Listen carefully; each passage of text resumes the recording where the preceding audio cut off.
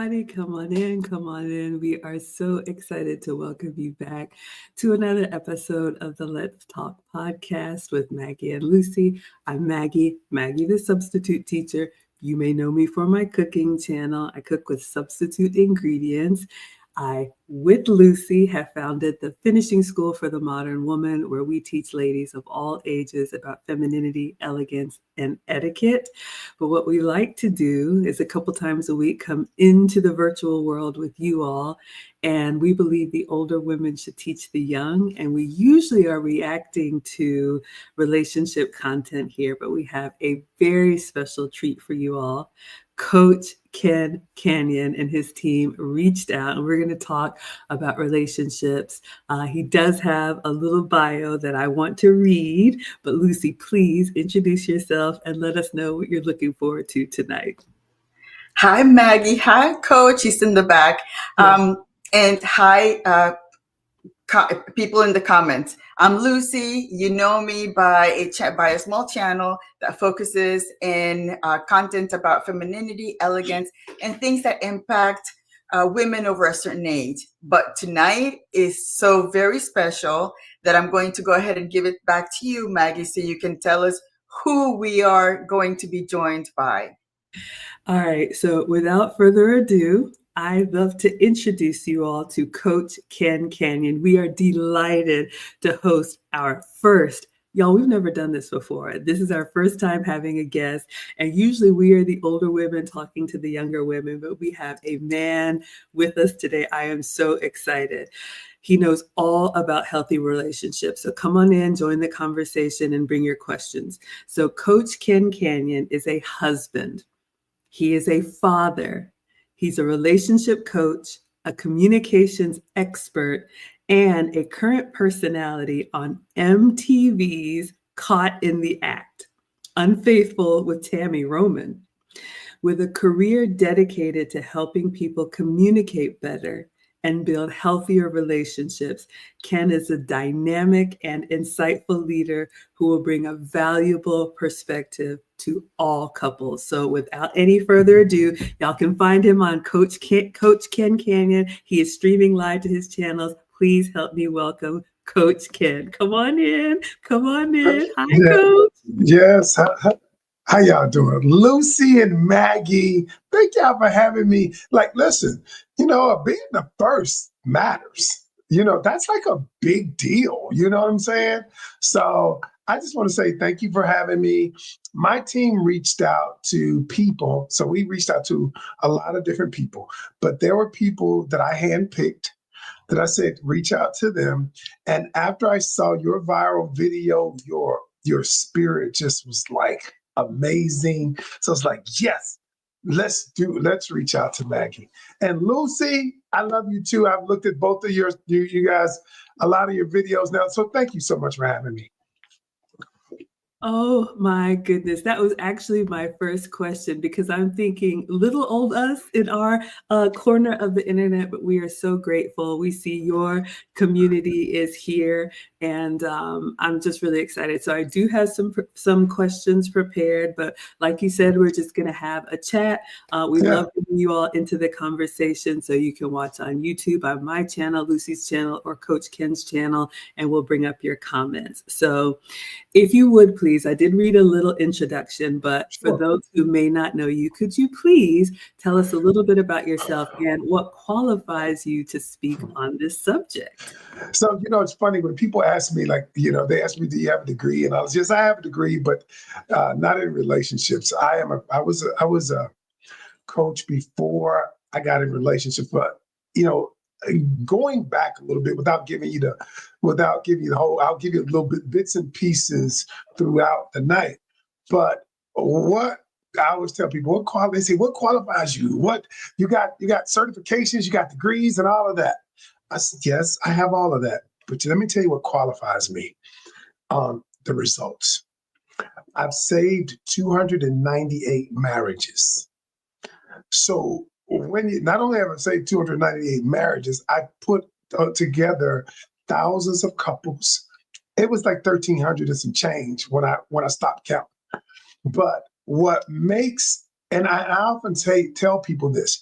A lot of people can disseminate information. A lot of people can.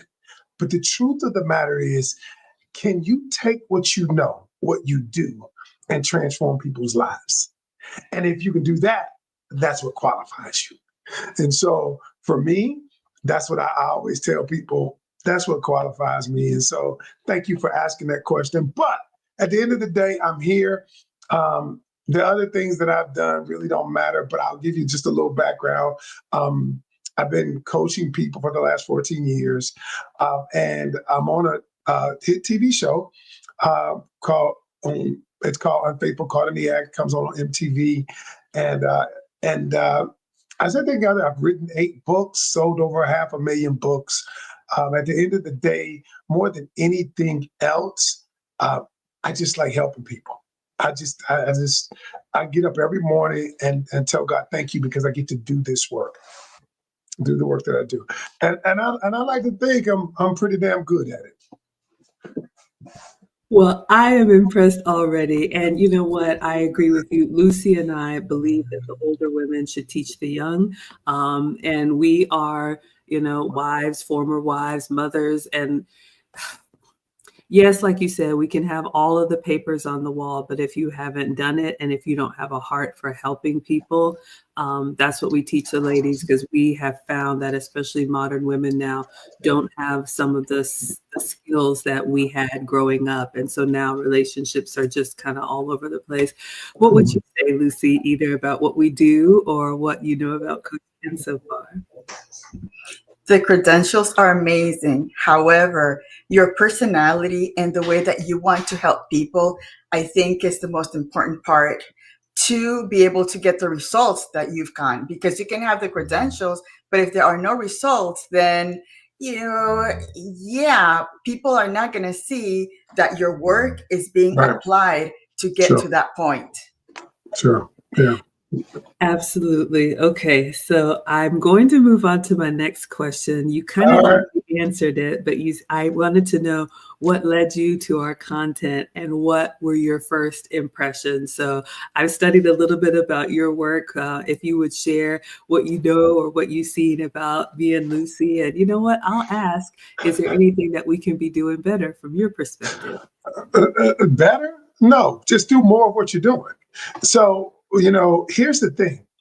When I was on Smitty and Dee's podcast, I love the podcast. I had a ball.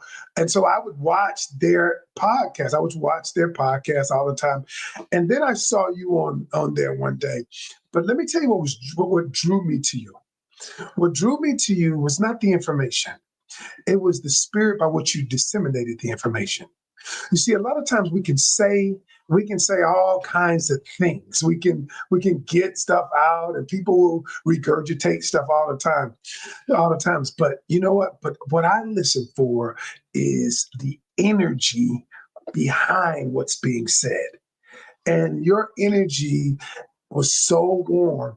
Your spirit was so warm and inviting. I could literally hear the fact that you wanted to help people as you were. So I listened to the video 2 or 3 times, and I commented on it too.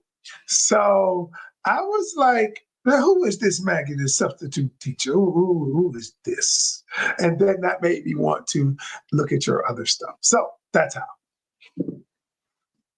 Thank you for explaining that, because I was just as confused as anybody else. Like, what in the world? But I do appreciate that. And Lucy and I have a heart for especially the younger women. And to me, when you have a respect for men, when you have a traditional family structure, strong fathers, and you're just raised in that way, we know how men communicate, and it's very different from women. Men get right to the point, and they may or may not consider your feelings.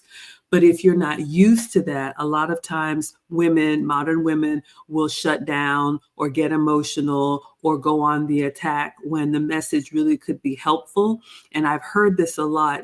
I've seen the comments from women who say, I've heard what you've said before, but I'm just able to receive it now. So if that's if that's the blessing in this, that it's helping somebody, but I take no responsibility for the message. To me, a lot of what we say is just common sense and home training, but I'm glad that it touches people the way that it does. What would you add, Lucy? I agree. The way that Maggie has this softness about maybe stressing on a very important matter, I think is what draws people into her. That's what drew me to her when we first started talking about the finishing school. So again, there's a special type of personality in people that can do that type of coaching and that kind of guidance that you don't necessarily find it every day. So you two are very special people together. Oh, thank you, Lucy. You're just amazing. Isn't she? Yeah, Lucy is yes. amazing. I love Lucy. Okay. So my next question, since you have worked and you have a lot of relationship coaching success, what are Yes. some of the common pitfalls that you see? Because I have done a little bit. I am nowhere near you, but I kind of feel like it's deja vu. I've seen this same person, Yeah. older, younger, different race. Yeah. What have you seen? I often say this. I often say wisdom. We have, especially because most of my clients are over 40. That's just that's who I attract, and a lot of them are doing it again. They want to find love again. They want to trust again. They want to love again. And I often tell them, I said, you know what's a good thing? Wisdom. Wisdom is a good thing, and wisdom is a bad thing. And they say, huh? I said, the thing is, wisdom is what you know, what you're aware of. And I said, that's the good thing. The bad thing sometimes is what you know, what you're aware of. And see, what I mean by that is, and I'm going to get to your point, is because I know something that happened in the past, right? I am viewing this thing, this life, this thing I want to do through the lens of the past many times. And when I view it through the lens of the past, I am not able to view it through the lens of the present or where I want to go. So, case in point, allow me to explain. So, if wisdom shows me that, okay, I had a guy that did me this way, and when he acted this way, it led to heartbreak. Well, if I see I'm looking for any kind of traits that looks like that, instead of living in the present and saying, okay, let me look at this situation, analyze it differently, look at it based on what this situation is. But when we look at it through the lens of our past, our trauma, the things that have happened to us, we're not able to look at it in an authentic, genuine way. Now, I get it. The past should be simply a reference point. It's a reference point of, okay, this did happen. What did I learn? What can I do better? What can I evolve based on it happening? And so the hardest thing for me is to get people to let go and move forward. Notice I didn't say, let it go and move on. Notice I simply said, I differentiate between let it go and move on. Because you don't you hate it when somebody tells you just let it go. You need to just let it go. You need to just move on. And then I often say, see, what the subconscious mind, because I do a lot of psychology work, but what the subconscious mind says is when you say let it go and move on, what you're telling the subconscious mind is to disregard what I feel about what happened. Okay. And so the subconscious mind is not willing to disregard what I feel. But when I teach people to let go, feel what you feel every emotion and move forward while you're feeling it. So once we do that, now we're able to analyze the feeling. We become self-aware of what I'm feeling. We have a different self-concept of what this picture is of me. Now all of a sudden, I become emotionally intelligent while I'm feeling it. And so now I don't have to take out the same stuff I did on the last person on the new person. Does that make sense? What I'm saying? And so That makes that's one complete of the sense. things. Then that's one of the things. And I think the second thing I tell people is Do not expect something from someone you are unwilling to give yourself. Those are the two main things.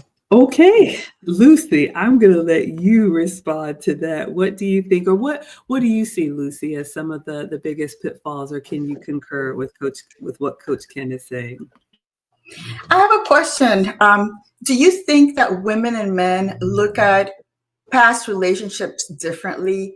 It seems to me that we women tend to focus in the past, whereas men tend to focus on, I'm here, they're action driven.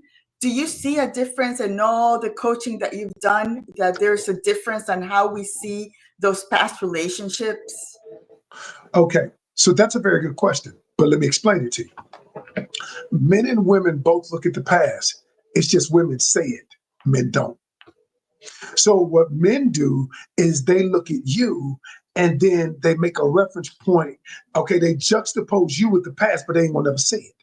They will never say that I don't trust you because the last woman cheated on me, but they'll think it. Okay.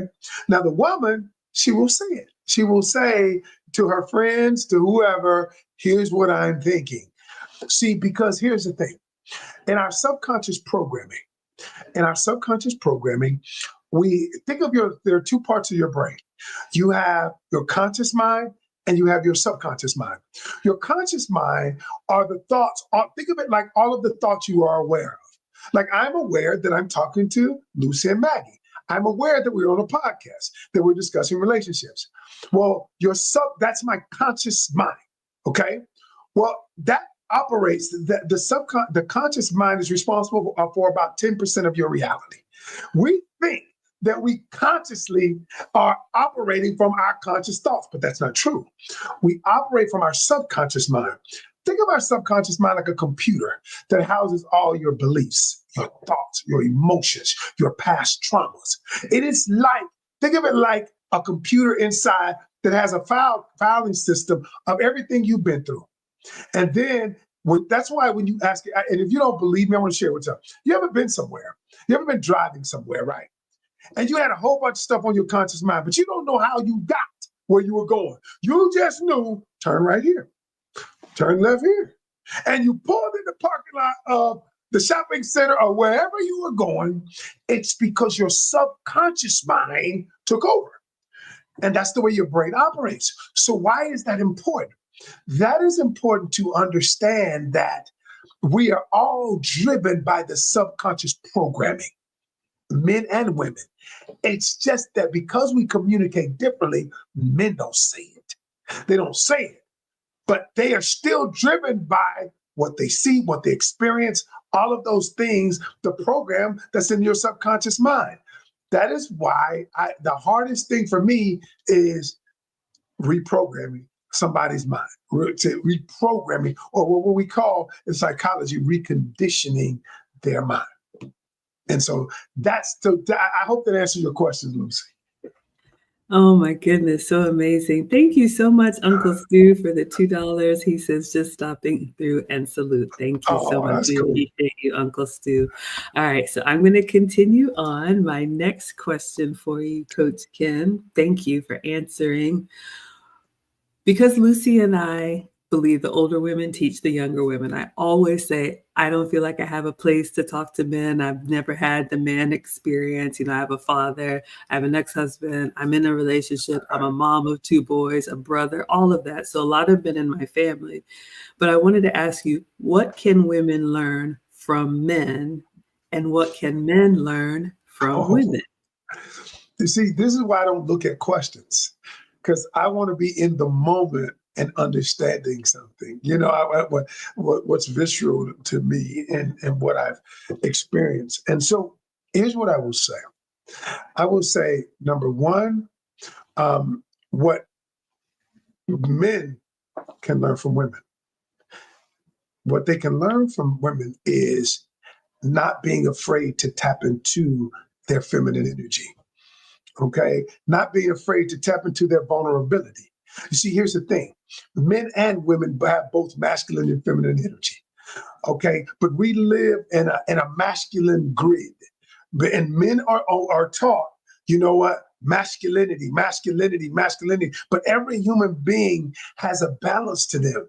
Masculinity, and I often explain it in the simplest way. I say masculine energy is the energy of doing, reaching goals, deadlines, ambition, getting stuff done. That is masculine energy. Men and women have that. Feminine energy is the energy of being creative, going with the flow, allowing your emotions to come out. Well, here's the thing. In the society that we live in, that many times men are perceived to be weak if they show any vulnerability.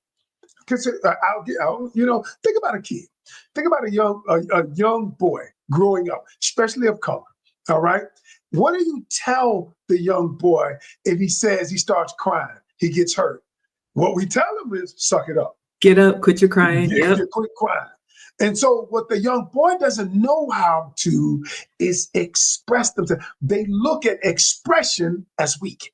And so that young boy grows up. And what he's been conditioned to believe that if I share my emotions, that's a sign of weakness. So now he dates a woman.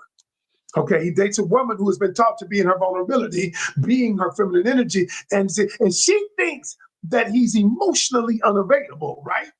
That he just doesn't want to talk. But he's never been taught how to be emotionally available because his whole life has been that. And so that young boy grows up to be a man. And then you ask him to do something that he doesn't have the capacity to do. And so what I tell him to do is learn from the woman. If she's emotionally intelligent, okay, learn from her. Like if the women that come to y'all finishing school, learn from them. You know what I'm saying? That would be one thing that I would tell men. What I would tell women is this. A man wants three things. And let me put it in simplicity. A man wants respect because he associates respect with love. All right? Number two, the man wants appreciation. That means, and I'm gonna tell you what appreciation is. A lot of times I tell my students, I say, stop telling a man what he isn't. Stop telling the man what he doesn't do and tell him what he does do. You don't spend enough time with the kids. You don't make enough money. You don't do this. I said, tell him what he does do. Appreciate him. I love it the way you pay the mortgage. I know you're supposed to pay the mortgage, but I love it that I don't have to worry about living in the cold. And all of a sudden, that man will run through a wall for you. And the last thing is the man wants loyalty. And what is loyalty to a man? Loyalty is when things are good, bad, or ugly, you got me. You with me. We don't always have to agree. But my wife, let me tell you something. If somebody some men jump on me, my wife jumping on them. You know, and so those three things that if women could learn, and of those three things, they're all important. But the one that we negate is the appreciation. Because we think he's supposed to pay the mortgage. He's supposed to take care of kids. I get that. But tell him how you feel about it. Maybe you just think maybe you don't think of it as I should appreciate him for that. But I'm just saying, those are the three things that women can learn from a man. That was incredible and so helpful. So ladies, you heard it from a man. Number one, respect. Number two, appreciation. And number three, loyalty. For me, that's just motivation and confirmation that what Lucy and I are telling the women who do want relationships to focus on keeping the main thing, the main thing. Lucy, what would you ask or add? I like how you focused on the appreciation factor because we tend to take that, what the men do for us, we take it for granted. So again, if we appreciate the good things that they've done for us, they will go to the moon and back they will continue to go to the moon and back for us. Indeed. And women, let me tell you something. My wife tells me, if she tells me, you know, like the other day, she's like, oh, honey, you cleaned up the kitchen because we were both busy. We had a project we were working on. And I came home in between some stuff we're doing. And I cleaned up the kitchen because we got stuff everywhere because we're doing something.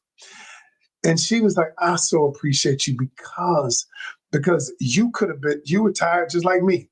But that made me want to do more. And a woman can build a man up, but she can tear him down. And so, but the first thing women say, well, he don't do it for me. I don't do it for me. I get that. But I say that the law of reciprocity works. And I say it's got to start somewhere. It's got to start somewhere because if the relationship, if nobody ever wants to die to themselves and say, I'm willing to get this ball rolling to see if we can rekindle what we once had. And so that's how we did it. That's how I teach people to do it. I absolutely love that. And I love that part. I mean, ladies, listen, that's a free piece of advice, low-hanging fruit. Appreciate your man. And here's the thing I would give you. It could be another way. So think about if he didn't do that thing, you would be figuring out how to pay the mortgage. You would be checking on that bump in the night. You would be making sure, when it's a freeze outside, that the car is warm and safe for you to drive. So that's what I think about. I love to give compliments anyway, but ladies, that's something that you can start doing immediately. If you have a man or you want a man, appreciate him. And like Coach Ken said, tell him why you appreciate him. All right. One more thing. Appreciate the little things. Even Yes. your man putting gas in your car, which you can definitely do, but it's that's just willing to do something for you to feel like your hero. It's something amazing. Yeah, I love it. And you know what? That's why your video resonated with so many people, though, Maggie. That's why that video resonated, because I said people need that. They need that. They need that. So that's why. Thank you. Thank you for saying that. Live, love, plan, and pray says, I say over appreciate that man. He deserves it. That's an excellent point, ladies. Here's the thing. One of the things that I say, our men, especially, they don't hear it. If you think we are the ones that are like, he's supposed to do that. Well, everybody else is thinking the same way. He's supposed to open the door for me. He's supposed to pull out a chair for me. He's supposed to come to work and stay overtime. He's supposed to. So imagine how refreshing it would be if the man that you have hears from his woman, you know what? Thank you. You saw that I was running low on whatever supplies, and you just got that for me. I appreciate you. And thank you, Suave D, for the $10. I wanted to make sure that I said thank you so much. We appreciate the support. Okay, come on in, everyone. We have Coach Ken with us, a real relationship coach. And so we are all learning together. Not a real one. I tell them on the TV show that I'm on, I said, look, I don't just play a relationship coach on TV. I'm a real one, so you I like are. that. You are. I'm a real one. Okay, so the next question that I have, why do you think your message or your coaching has resonated with others? And I'll add this, since you mentioned that your average client or typical clientele is a mature, I don't know if it's more women that seek you out or men that seek you out, but maybe you can tell us a little bit about your clients and why you think your work has impacted on them. Like I said, most of my clients are over 40. My breakdown is about 70% women, 30% men. Because I have a relationship academy where I have over 100 women in it. And then I have men, because women operate better in a group that is encouraging, a group where the energy is good. Men operate better one-on-one. So I get men, you'd be surprised how many men I get to hit me. But so I coach them one-on-one sessions.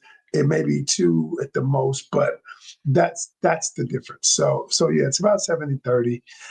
But because men are looking too, they want their relationships to work. They do. And they're just as afraid of picking the wrong person.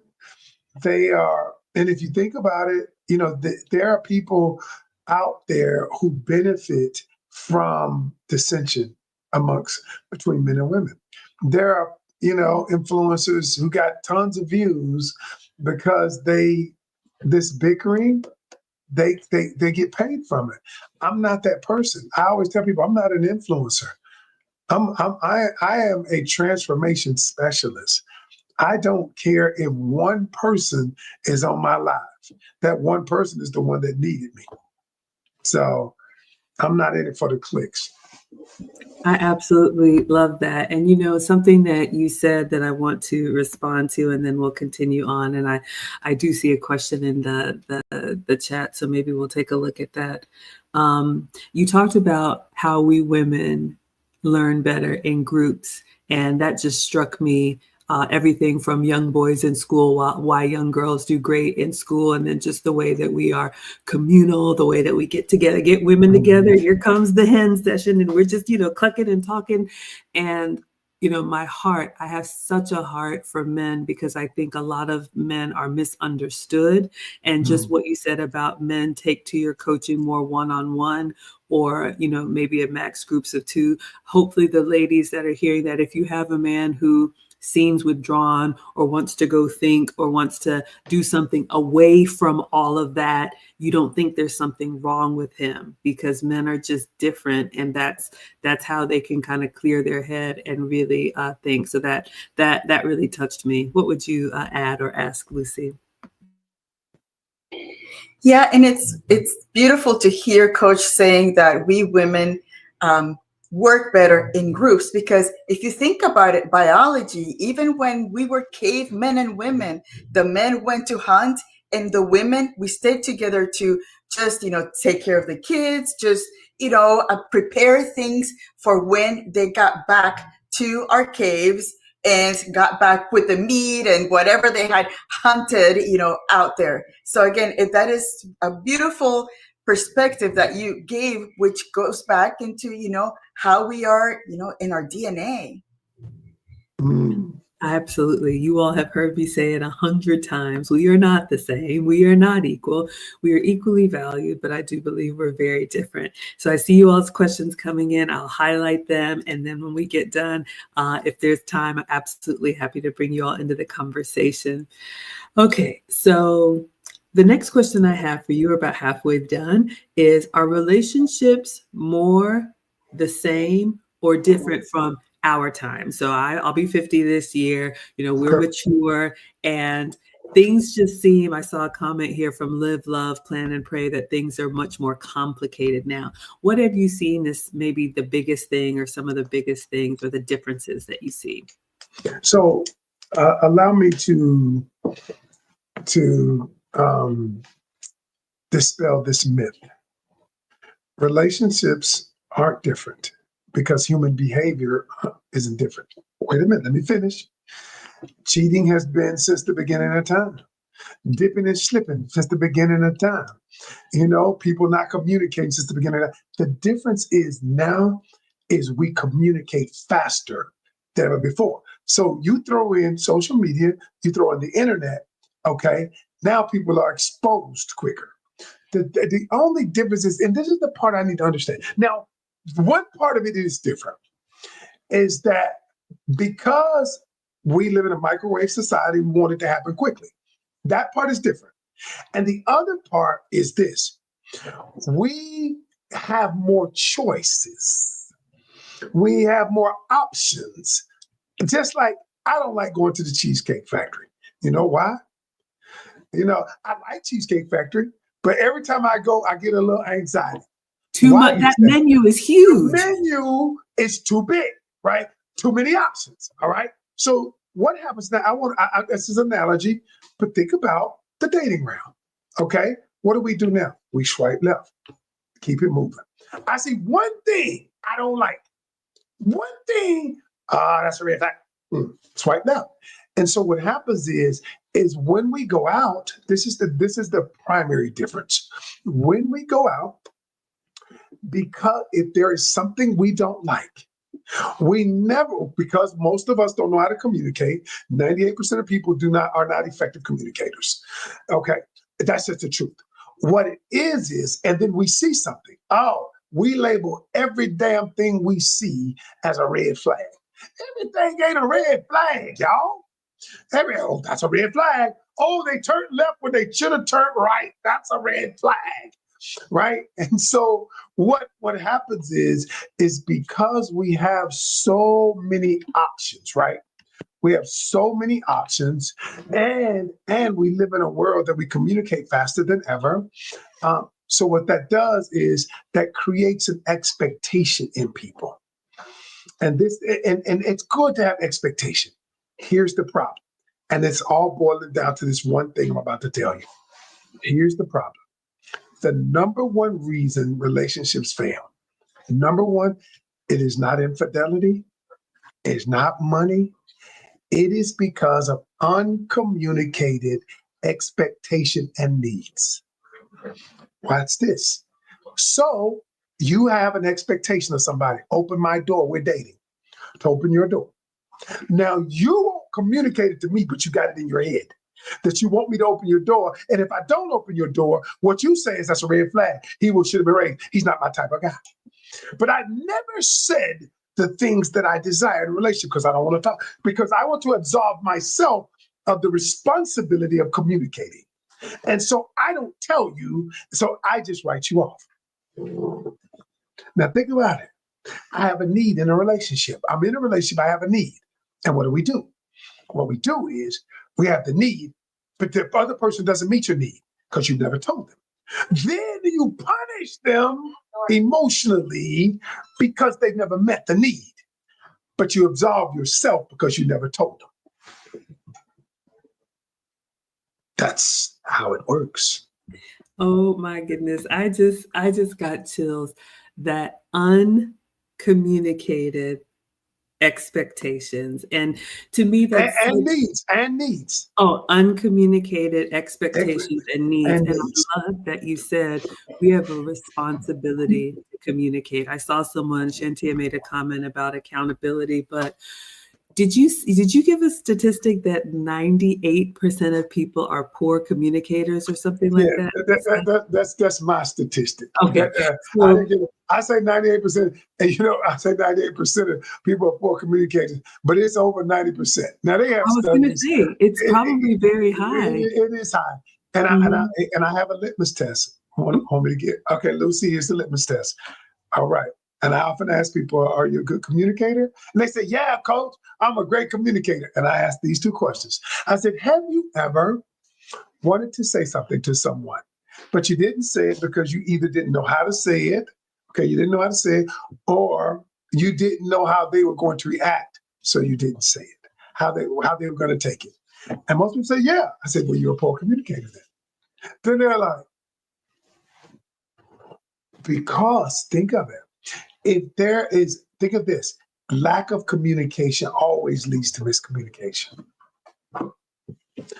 Because what you're doing is you're relying on the other person to figure out what you're thinking. And the other person will almost always get it wrong. Okay, well, with that, Lucy, do you have anything to ask or add? I agree. Most of us are so afraid of communicating it the wrong way, not to hurt the other person's feelings. And then we keep it to ourselves because we are fearful that it's going to hurt the other person. However, it's going to come out. So yeah, I agree. And I consider myself a really bad communicator. I am, I'm one that keeps things inside just because I'm afraid to be too blunt.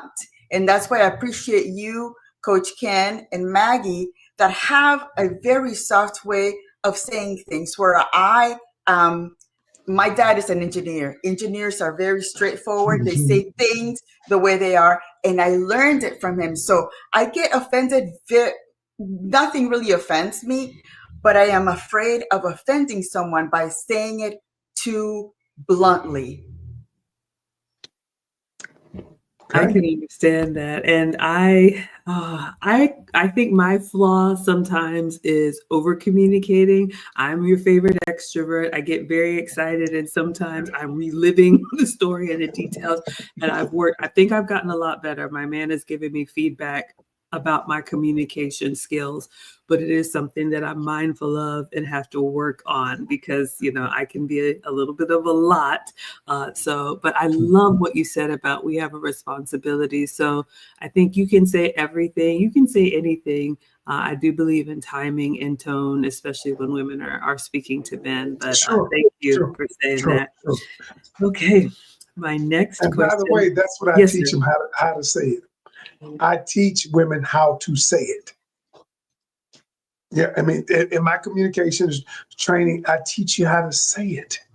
And before we get off, I'm gonna give you a live example of it. Let me give you a real live example. Are you waiting for it now? Okay, okay. So here's the example. So one of my clients said, Coach Ken, the guy just wanted to he asked me for sex. And she was like, I ain't trying to be with nobody who just want me for sex. And I went off on her. And I said, who you think I am? You got me bleeped up.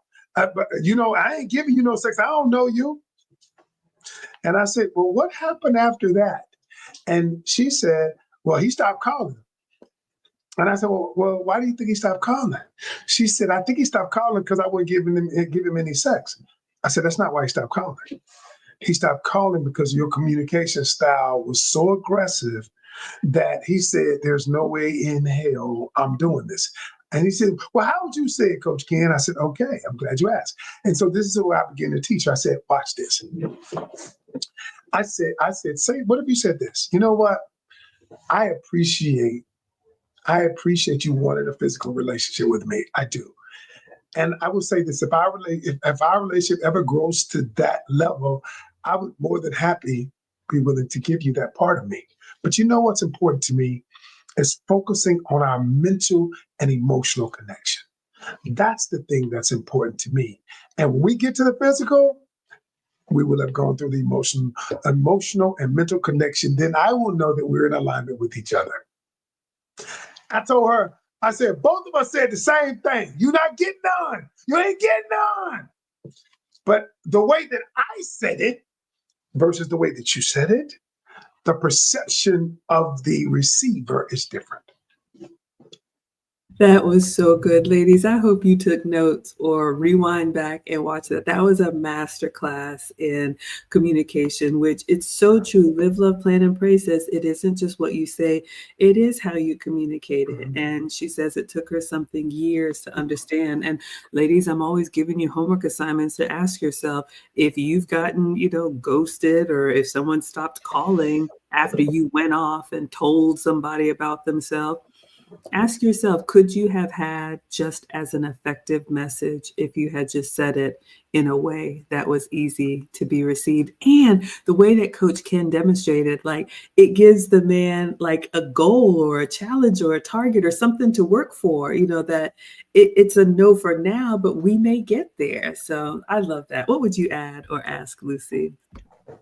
I like how you said it's a no for now, but there's that goal over there that if you continue to, maybe meet my requirements, you will get there. So yeah, men are amazing. And my poor husband, sometimes I suffer from just being too strong at communicating things. But he says that that's one of those things that he loves about me because there are no questions about what I am trying to say. Right. He knows what I want and he understands what I want. But then, it took time for us to get, to understand each other's method of communication. So 17, 20 years, because we got married, 3 years after we met. 20 years together, you Wow. learn so much when you're You learn, when you're with yes. somebody else. I Oh, yes. absolutely love that. And, ladies, those young ladies who are watching, don't feel overwhelmed or feel like you need to be a master of your craft. And that's one of the things that Lucy and I talk about. And that's one of the reasons why we teach from our own lived experience.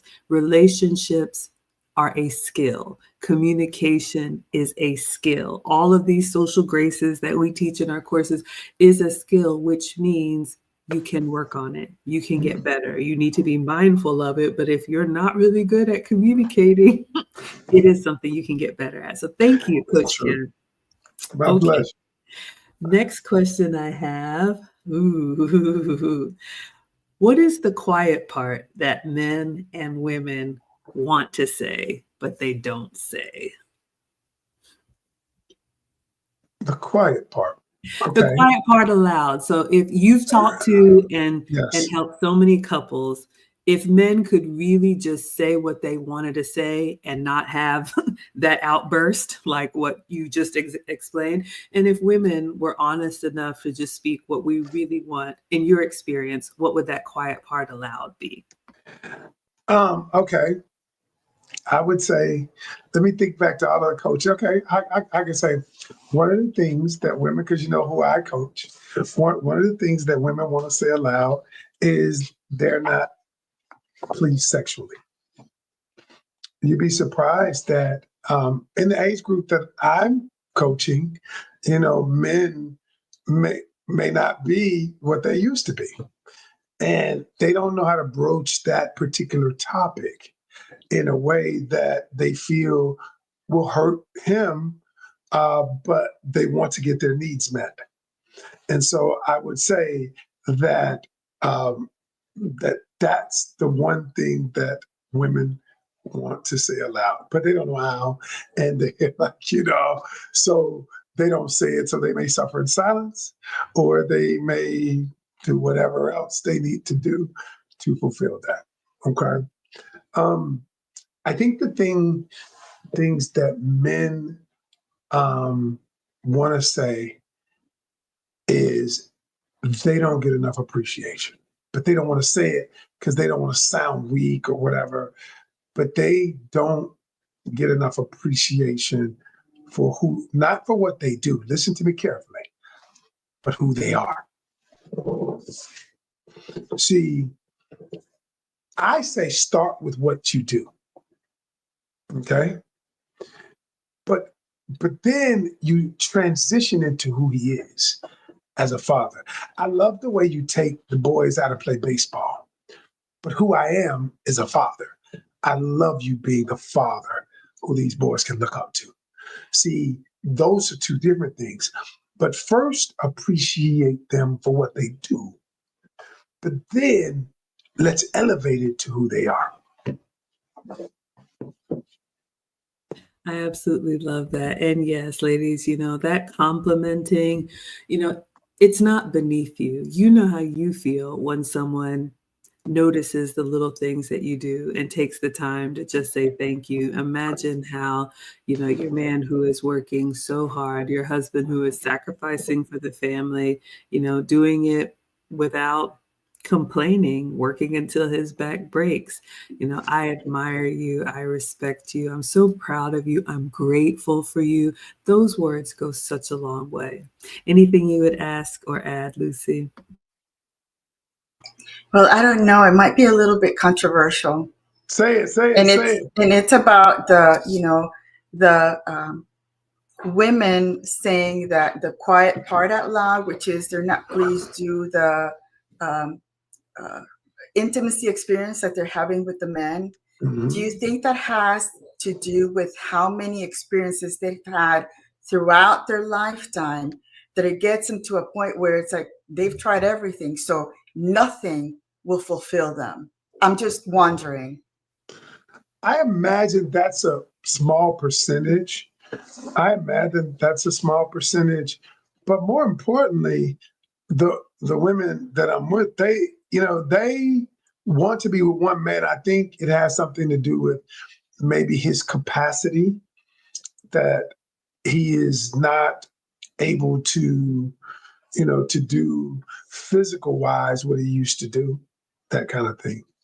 Now, I'm sure there are some examples of some who've been out there freaking for a long time and they're insatiable. I'm sure. Y'all know you should have had it. I've been good, Maggie, all night. But believe me, I'm gonna tell it like it is, So I see. Well, I was wondering the same thing, but uh, I'm a little shy. I I know. start Well, blushing. I'll be your microphone and your megaphone. I'll say it. Okay. And on Instagram, they're like, yes, say it. I was wondering the same thing too, but people's experiences are their experiences. I do know, and I appreciate that intimate experience is important. It brings us closer, but I was wondering the same thing too. But like Lucy, I'm glad Lucy said it because I was just gonna move on to my next question, which is She's like, I'm gonna move on. I ain't gonna say nothing. um, have you noticed relationships getting better or worse? And I'll just preface this by saying you've already shared, you've rescued so many relationships, saved so many relationships and marriages. But you're right, there is a machine that is feeding this divisiveness and pitting us against each other and calling names and slinging mud. If we come out of this virtual world and all of this, are things getting better or worse? Do you have hope or despair? I have hope, but I don't feel things are necessarily getting better because there are forces, think about it. People don't promote marriage, because there are people who tell people you don't need to get married. Just do whatever you do. Do whatever you do. You don't have to get married. I believe in marriage. I do. I believe in marriage because I believe God put marriage as a structure for what we do. I believe in love. Now, some people don't want to get married. Okay, I'm cool. If that's not for you, then so be it. But I believe in committed love. I also believe, and listen, this is coming from somebody years ago. I used to be out there too before I got married. So, like I always tell people, look, I've been married 23 years. For 28 years now, I haven't been with any other woman. I don't cheat on my wife. And so my thing is, but before then, I know what it feels like to be a man of no integrity. You know what? And I know what it feels like being on both sides of that.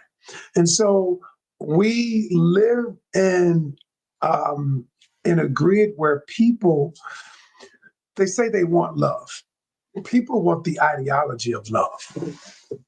They don't want the love because love is ugly sometimes. It's messy.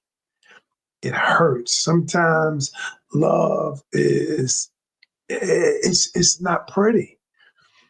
Sometimes we got to fight through the dirt together. But everybody wants the ideology of love. You know what I'm saying? And my wife and I have been through, death together. We've been through sickness together of our family members. And, I remember years ago when I went bankrupt, right? Years ago when I was a young man, I went bankrupt. I had a business. It was growing. I was this whiz kid. And I was in Black Enterprise. I was in all these magazines and I ended up losing it all. And when I looked around, it was only two people standing, my current wife and my current best friend. Everybody else was gone, and so, but all of that is necessary too. I believe that, Bible says that, I don't know what people believe, but I believe the Bible says that all things work together for the good of those who love the Lord and are called to his purpose, and so everything works. The bad relationships, if you're willing to learn from them, if you're willing to grow from them, if you're willing to evolve from them, everything has its place. And so that's kind of how I see it. So our relationships getting better. Now there are people who still want love. There are people who still want to fight for it. But most people don't really know how. And so because they don't know how, they don't know how to communicate. They don't know how to resolve conflict. They don't know what attachment style is. They don't understand any of that. They just know I used to feel this way, now I don't. They don't know how the trauma has affected them. I'm just. I love that. Thank you so much for saying that. It's so good to hear. To me, this is just kind of like, Lucy, we're doing the right thing. We're telling the truth. I love what you said about people want the idea of love. Lucy and I teach wife lessons, and we only teach women, preferably younger women, because they still have time to get the outcome that most of us want. Because it just gets harder as you get older if you haven't prioritized it. That's just the truth. But we talk about that, what marriage is and what it isn't, from our own marriage experience, what a husband is and what he isn't, what a wife is and what she isn't. And it is a calling, and it is sacrifice, and it is work. And I'll never forget the last time we taught it. At the end of the 4 weeks, one woman said, "So marriage isn't about me?" I was like, "No, it's not about you. It's so much more than us." But I agree, and I don't know if it's Disney or social media or Hollywood, but we have romanticized it. And there is romance in marriage and love, but it is a devotion, and it's a dedication, and it's a commitment. Yes. Absolutely. You know what phrase I hate, y'all? What's Can that? I tell y'all the phrase I hate? God. And some people probably gonna try to come after me for this, but I love all the smoke. I hate the phrase happy wife, happy life. I hate that phrase. You know why I hate it? Because it suggests that the man spends his time catering to the wife, that the relationship gonna be happy if she is. I do like the one that says happy spouse. Happy house. I do like that, because if both parties are working to please the other party, then it's different. But I hate happy wife, happy life. I despise that. I couldn't agree more. I think circling back to what you said about appreciation, we are not appreciating how much men do, and hence my viral clip. I really don't think women understand how much men go through before we even give them the time of day. See, from our perspective, the clock starts when I see you, but a man has fought and failed and bled and cried and, learned and tried and everything. And, being a boy mom, I'm seeing those phases. Our oldest is 17. He's a senior in high school. He's getting ready to go to the Marines. And I'm just kind of like, what he's about to do. One day he'll get married and have, a family of his own, but you don't see what it costs a man to be the one that, be the person that you want to be with. So I get fired up about it. But before I go on, Lucy, what would you add? I love it. You talked about, I think there's the concept of being a microwave society. Mm-hmm. So thinking about that, do you think that we're giving up on relationships too quickly, to not allow to grow together and start understanding each other, to get to a point where we say, you know what, we are each other's ride or die? I agree, Lucy, wholeheartedly. We live in a society that we just say, "Oh, forget it, move on." I come from an era, and I'm older than you guys. I come from an era that you don't give up that easy. I don't give up. I teach my grandkids, we don't give up easy like that. And so what I believe, that armed with the right knowledge of how to do it, I think people would last longer, because now they understand where I'm headed. They understand the methodology behind it. And I think they would last a little bit longer, or a lot longer, actually. But a lot of people give up because they don't know what to do. I absolutely love that. And that is what I want my legacy to be. That's what Lucy and I are very passionate about, because, ladies, it's not about us. And, you will leave a legacy. You will be remembered for something, so choose wisely. And I love that you're a husband and a father and a grandfather. And, we were told in the beginning, this is just a drop in the bucket. Well, that bucket is becoming, a puddle, is becoming, a pond, is becoming, and the message goes on, because like you said in the beginning, relationships are the same because humans are the same. We are still women. We have that natural biology, even though we have these devices and all these modern conveniences. At the end of the day, we're still the same. And I love that. That's very heartwarming for me. All right. Next question, if I may. Two left. What motivates you to share your story and get the word out? It's just, I believe in love and I believe in transformation.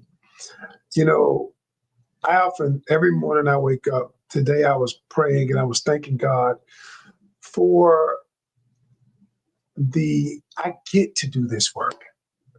Not I get to do the work. I get to do this work, and he could have picked somebody else. I mean, but he picked me. And so I take what I'm doing very seriously, and you gotta think about it. You're a content creator, y'all content creators, you know how it is. Somebody criticizing me every day. But I got to the point, but I'm okay with it because I got thick skin. I'm like, I don't really care what people say, because at the end of the day, I know somebody that hears this message, their life might be changed. And then I also understand that when people say something on my video, a lot of people are viewing what I say through the lens of their pain. And so when you view it through the lens of your pain, the meaning is going to be totally different from you. You're going to view it through that lens. And that lens is different than if you were to look at it through the lens of another lens of positivity, another of curiosity, the lens of personal development. It would be a different message than when I look through it through the lens of pain. I absolutely love that. Okay, I'm going to come up to our last question. So, and I have to say thank you so much for not only thank reaching you out. all. You are both of you so wonderful. Oh my goodness. So, what would you want our audience to know about relationships? I guess, do you have any parting words or what we can take away? You've given us so much. I feel greedy for asking, but any final thoughts, what we can know? I will leave you with this. Only you can give yourself permission to love again, to trust again. See, some people are afraid, and I get it. I understand why you're afraid. I understand, because it's kind of like touching a hot stove. But you know what? But see, that's the beauty of love. The beauty of love is every time we touch it, it is miraculous in the way it makes us feel, the way it heals us, the way it does all of the things because love is the greatest of them all of the things that God gave us. And I would say, but only you can give yourself permission to love again, to trust again. But this time, when you do it, take what you've learned and decide. That's why lately I've been doing these free 30-minute sessions. I call them "How Can I Help You" sessions. I've never done these before, but the first of the year it came to me, to do sessions, to get on the call, to touch people. But now I realize that people are afraid, and I say all they need to do is somebody to grab hold of their arm, their hand, and say, "Look, I'll walk with you. I'll walk with you." And then not only that, I will show you. Okay? I will show you. So I love that. That's my work. So this has been amazing. Lucy, any final thoughts to ask or add of Coach Ken? I want more of Coach Ken. This was amazing. And I did not do any research on you. I wanted to come in clean without any kind of before known information. And you won my heart. This is amazing how you teach and how you coach people. Yeah, I can see why your success rate is so high. Oh, thank you so much, Lucy. I appreciate you. Thank you so much. So with that, I did put your description. We have had an amazing talk tonight with Coach Ken Canion, but if you would please, I put your channels and your Linktree. Please let us know how people can connect with you, how they can find you, and maybe more about whatever services you provide, the 30 minutes or whatever you want to, or whatever resources you have. Yeah, I would simply say that you can reach me at Coach Coach Ken Canion on all the platforms, on every platform. But more importantly, if you are ready to change, you're ready to get something different, you're ready to love again, you're ready to repair your relationship, your current relationship. Here's what I want you to do. I want you to email me, and we will put you in our schedule. Either me or my lead coach in my academy will reach out to you, and we can have a 30-minute session, and let's figure out what you need, what's going on. I always tell people I can diagnose any problem in 19 minutes or less, period. That's just my gift. And if you're interested in that, reach out at Coach Ken, Ken, Canyon, Canion, at gmail.com. coachkencanion at gmail.com. And just say, hey, coach, I'd like a 30-minute session. And my team will reach back and we'll work out a time for either myself or my lead coach, Coach Rose, who is amazing as well. Maggie, I'm going to get you to teach in my academy. I bring in a guest coach on Fridays. I mean, every and we pay too. So just letting you know, we pay you too. But look, on every month for 4 Fridays, I bring in a guest coach. So this month is my coach. I have a coach. He's my coach. He's teaching from Friday. We do a 12 to 1:30, and he's teaching on mindset this whole month. And so, yeah, let's get together and let's let you come in and teach four sessions for my people, because they need to hear this whole feminine energy, this all of this finishing stuff. Yes, just say yes, and we'll get our informations together, and we're gonna talk. Yes, yes, and yes. Thank you, thank you, thank you. I am so grateful, humbled, and honored, first of all, that you even found us, but that you were here. You shared so much. You've given us so much wisdom. But this has been an amazing show. Thank you so much, Coach Ken. Thank you to our supporters, everybody in the comments, everybody watching on Instagram, on TikTok, on Coach Ken's channels, on Lucy's channel. Thank you, Suave D and Uncle Stu, for the support. So we will go ahead and wrap it up here. So Lucy and I will skip this Saturday. We've given you all a lot, so watch the replay. But we will be back next week, and we're going to talk about honesty and integrity, because like Coach Ken said, this is serious work. We take it very seriously. I don't know how you do it. I don't know how you're not exhausted. I tip my hat to you, but it's been an absolute honor. So with that, everyone, we will say good night, and we will see you all very soon. All right. Night. Adios. See you. Bye.